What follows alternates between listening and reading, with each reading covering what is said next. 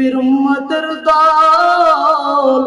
আমি যে হুজুর আমার ভিতর পরিপূর্ণ ঈমান আছে এমন না।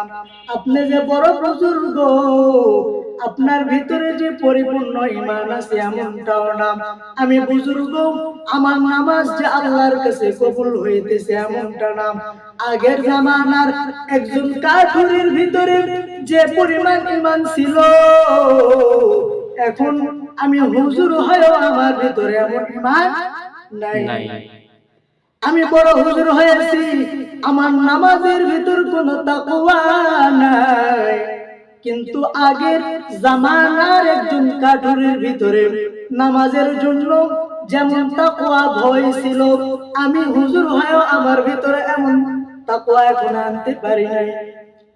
এরে নবীর উম্মতের দল, এই জামানার আগের যে প্রজন্ম ছিল, এই জামানার ভিতরে একজন বড় বুজুর্গ ছিল, যে বুজুর্গর নামটা হলো জুন্নুন মিসরি।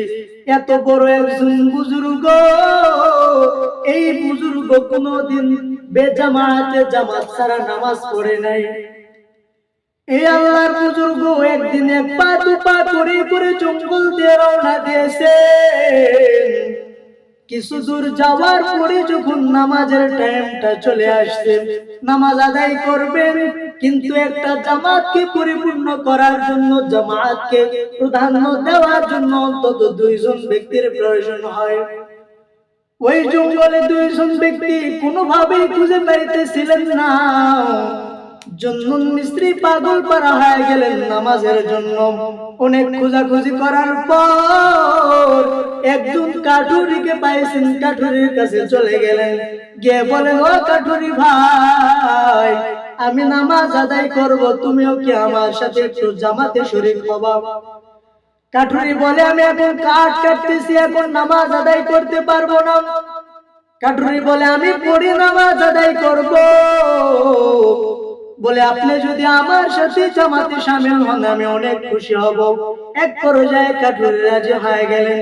সুন্দর করে ওযু বানায়া কাঠুরি আর জুন্নুন মিসরি আবার চলে আসছেন জামাত আদায় করার জন্য। এরে নবীর উম্মতের দল, কথাগুলো ভালো করে বুঝেন।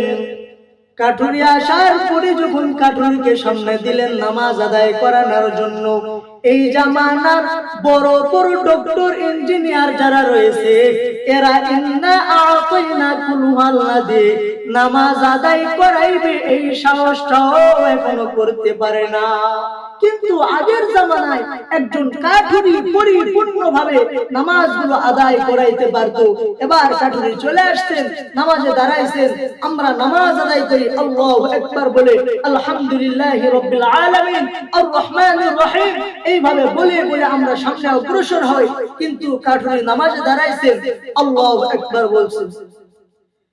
আল্লাহু আকবার বলার পর আলহামদুলিল্লাহি রাব্বিল আলামিন বলেন, মাথা নাড়ায় হয় না, আবার আলহামদুলিল্লাহি রাব্বিল আলামিন বলেন।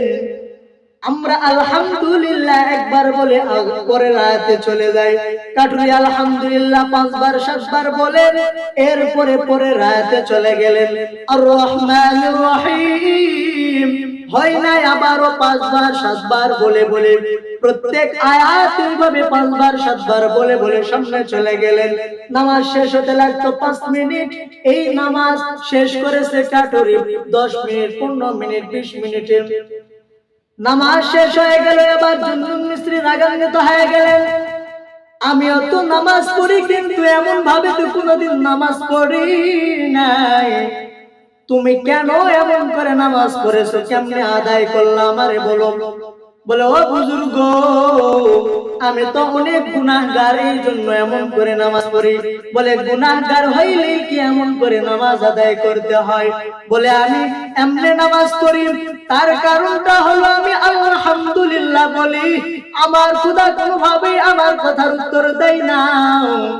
আমি আবারও আলহামদুলিল্লাহ বলি, আমার রব কোনোভাবে উত্তর দেয় না।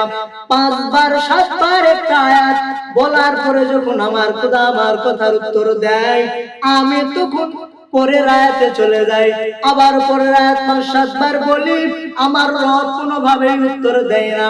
আবারও 5-7 বার বলে বলে যখন আমার রব আমার কথার উত্তর দেয়, আমি দ্বিতীয় আয়াতে চলে যাই। এবারে এটা কোনো বুজুর্গর কথা নয়, একজন কাঠুরি বলতেছেন আমি এমনি নামাজ আদায় করি। ওই জন্য মিস্ত্রি আশ্চর্য হয়ে গেলেন, আমি বুজুর্গ হয়ও তো এমন করতে পারলাম না, তুমি কেমনে এটা সম্ভব? বলে আমি একদিন নয় 2 দিন নয়, এইভাবে টানা 20 বছর আমি এমনি নামাজ আদায় করতেছি। বলেন না সুবহানাল্লাহ। আতিনা ফি দারে দুনিয়া না হাসান, আতিনা ফি دار عقبانا حسن يا غياث المستغيثين اهدنا لافتخار بالعلوم والغنى